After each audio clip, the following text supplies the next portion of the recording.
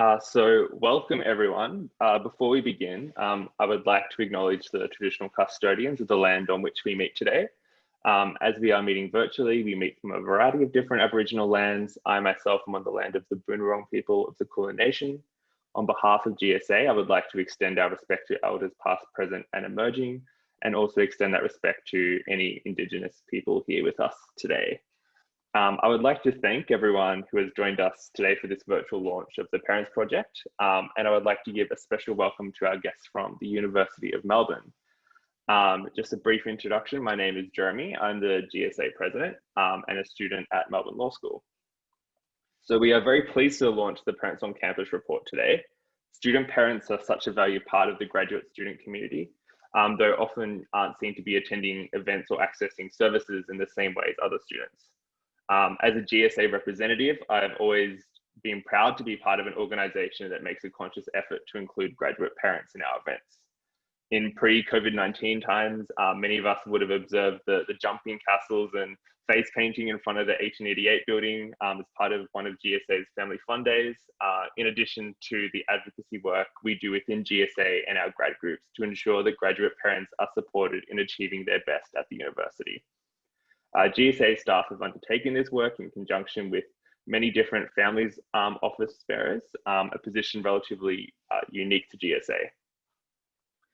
So for some context, in Australia, 25% of full-time students and 40% of part-time students between the ages of 25 and 44 have at least one child under 15 years of age. 3% of university students are single parents. This research supports GSA to consider the needs and challenges as well as aspirations of our graduate parents and for us to continue our advocacy work with them. Graduate parents have multiple challenges and roles, so it's important that we focus on their holistic needs to ensure that the University of Melbourne and other partners, including student bodies like the GSA, can support their academic pursuit and excellence. So that is my little introduction. I would now like to invite GSA CEO Rachna Mudagorny to provide an overview of the project that has been undertaken.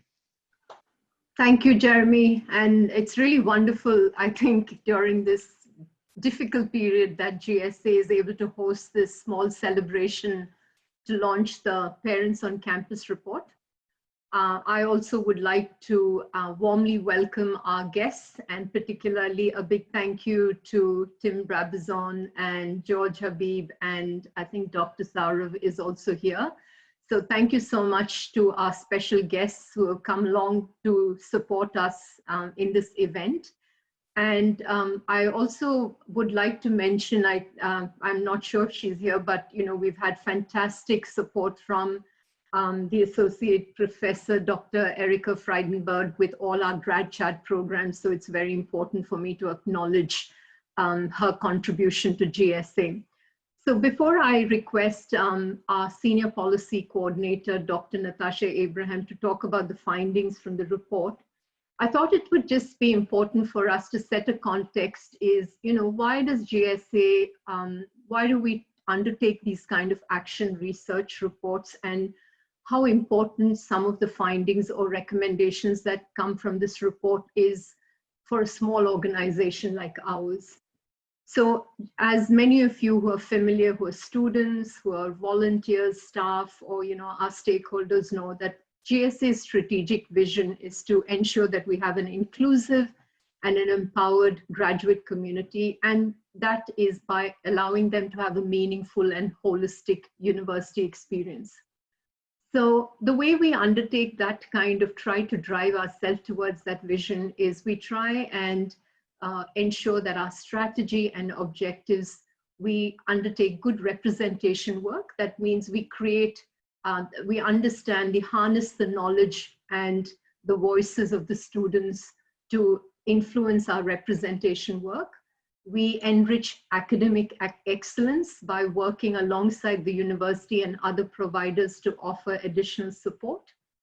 We also facilitate post-university outcomes, supporting with activities that support graduates to transition to work. And the most important part is, as the university has also been working very strongly on student life experience to create a healthy graduate community which is engaged and can have a meaningful participation in our community.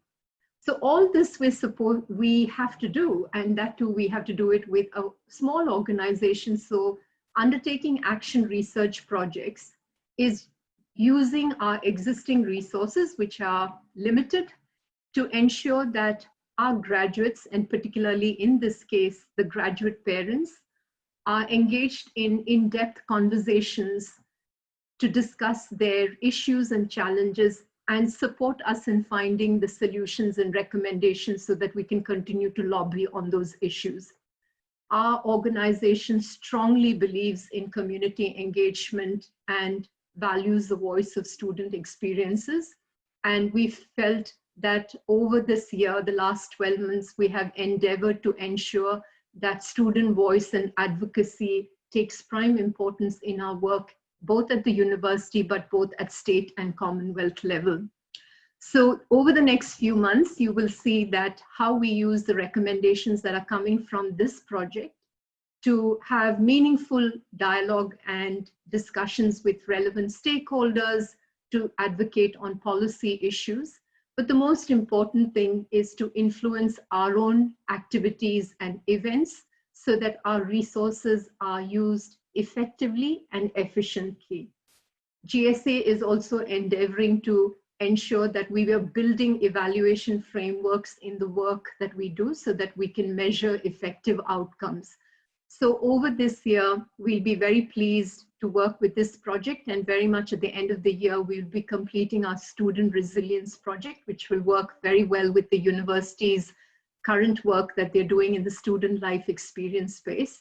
But we're also pleased that in 2021, we were looking forward to two exciting projects, and that's looking at safety for students in workplaces or internships, as well as the International Students Counseling Service, which is basically trying to influence students to participate proactively in the counseling and psychological services that are provided by the university.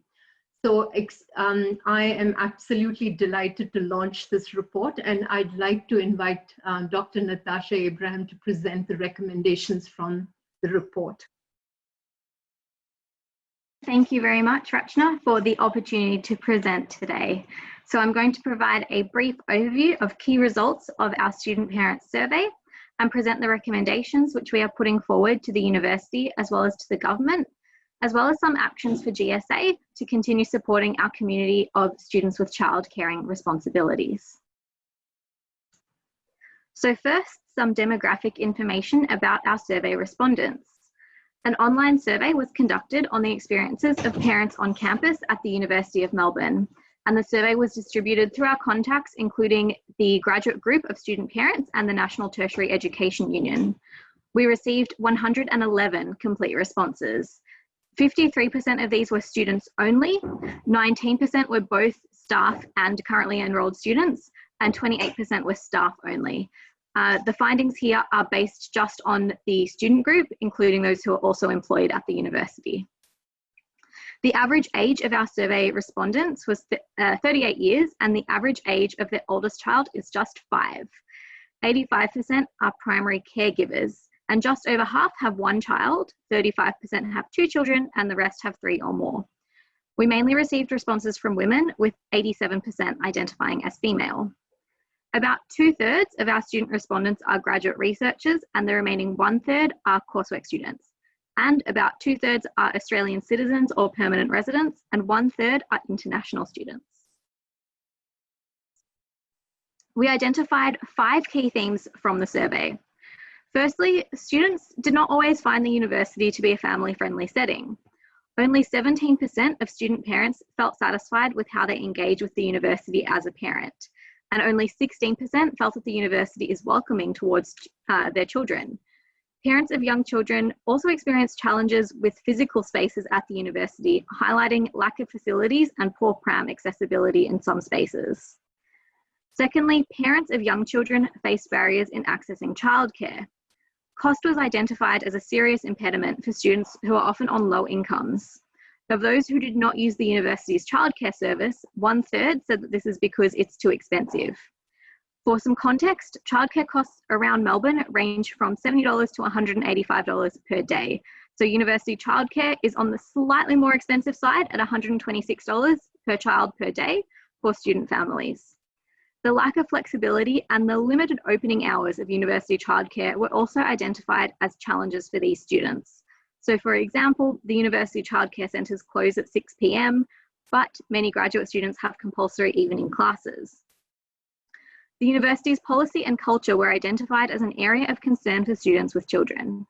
Student parents felt that university policies created bureaucratic challenges to combining parenthood with study, and they also reported discrimination in the way that policies were implemented. Student parents also spoke of feeling invisible and even alienated in the university community.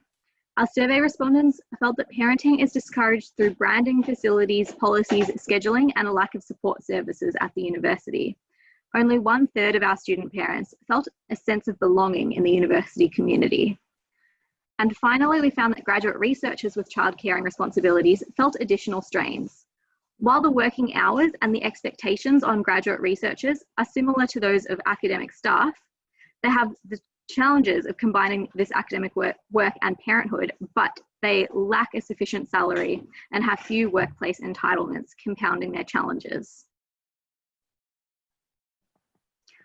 We have identified some actions that the university could take to create a more inclusive environment for student parents, and we've grouped these into 3 main areas. Firstly, strategic planning needs to be undertaken to ensure that policies align with the needs of student parents. We suggest the creation of a high-level family-friendly committee and strategy, looking to the example of the Australian National University in this regard. University policies must be reviewed for suitability for diverse student cohorts, and we have identified the creation of a maximum working hours policy for graduate researchers as crucial in this respect. Secondly, improved access to childcare is another way to support students with young children. Subsidised childcare for the university community and the creation of an occasional childcare service would really assist students to fully participate in their studies.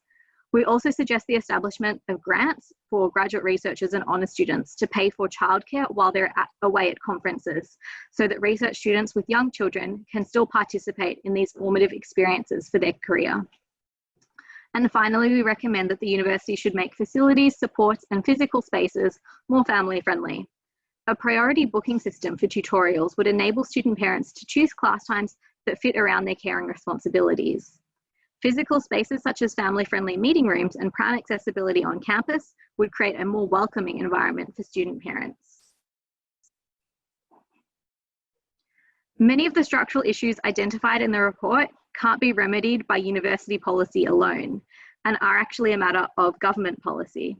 So we therefore put forward some recommendations to government, which will be used to inform our ongoing submissions and advocacy work, including our pre-budget submissions in future. Our first recommendation to government is to increase leave entitlements for graduate researchers with children.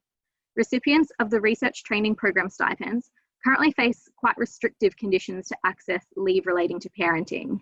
There is a 1-year waiting period after enrolment to access maternity leave, which we think should be removed or reduced.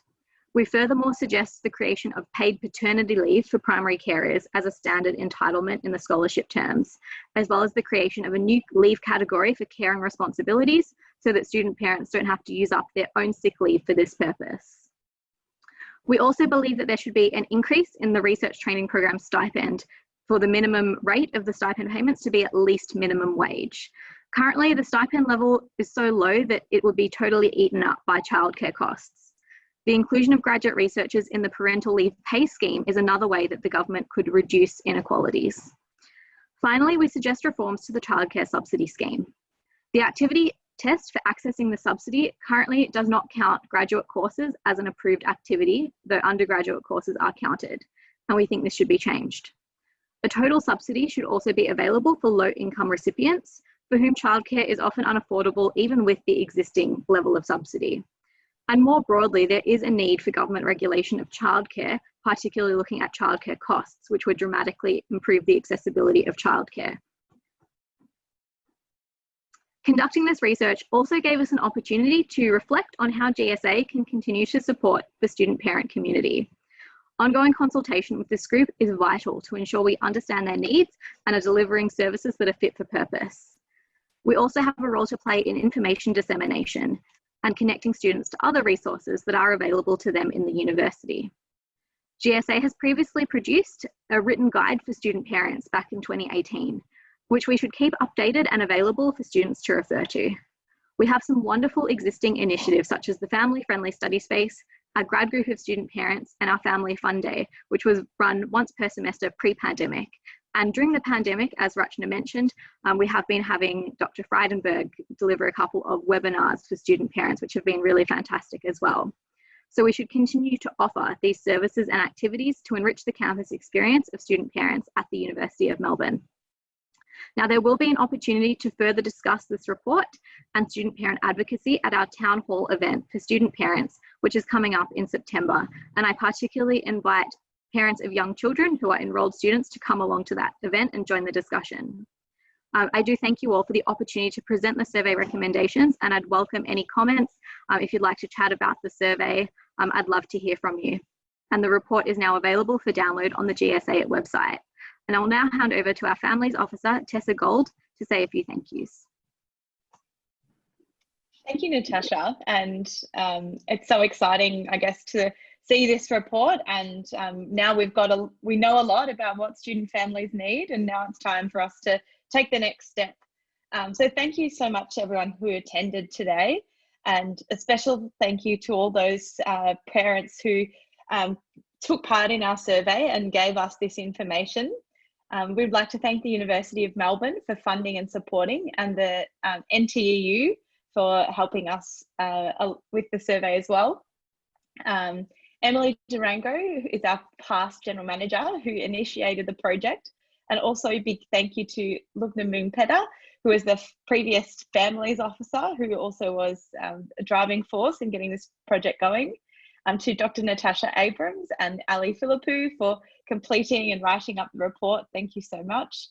Vivian Bong for the excellent job of layout and design. You'll all be able to see this once you click the report. Eliza Hill for editing the report, and all the council members and staff at GSA who have supported this event and supported the work of this project. Thank you, Tessa. I think we particularly would really like to invite people who have attended this meeting to come to our town hall meetings. But I think we've got Tavita here, Lisuma, our general manager of our student engagement. And would you like to talk a little bit briefly about the activities that we'll be currently running for parents for the graduate parents? Sure. Thanks, Rachna, and thanks, team, for presenting such a great report. So at GSA, we're putting together, so what we did have was a Family Fun Day once a semester. This semester, we'll be doing some virtual activities for our students who have children or caring responsibilities. So towards the the school holidays, we'll be doing online tours of zoos, aquariums, and museums, as well as we've got together with another postgraduate student at Uni Melbourne to run some drawing classes with parents and their children, as well as some yoga, which is family friendly. So those activities will be pulled together and be on our website and Facebook soon, so please look out for that. But also too, we'll be touching base with our grad group for parents to make sure that we make the timings appropriate, as well as age group appropriate. So please look out for all the notices on our Facebook website and subscribe to our newsletter if you can. So thank you so much, Tavita. I mean, it feels a bit strange not to have a cup of tea and, share our cake and celebrations, which is usually a very GSA family traditional method of making people feel very warm and welcome. I think over the last, 6 months, we definitely want to acknowledge the fantastic collaboration, particularly with Stop One at the University of Melbourne and our student engagement team, that has allowed us to kind of do fantastic activities, and the support that has been offered to our graduates. So I think one of the words that we've been very focused at GSA is the word of hope, and to kind of see that, with each passing day, and with some good news, we'll soon be seeing all of us together back in the campus. We have our wonderful virtual images put up because we're still very hopeful that we'll be back there on the campus before the end of the year. So on behalf of GSA, thank you once again for everyone who has attended the launch today. But please feel free to contact the GSA representation team. On their email addresses are on the website for discussing the report, or if you need any further clarification. So thank you so much, everyone.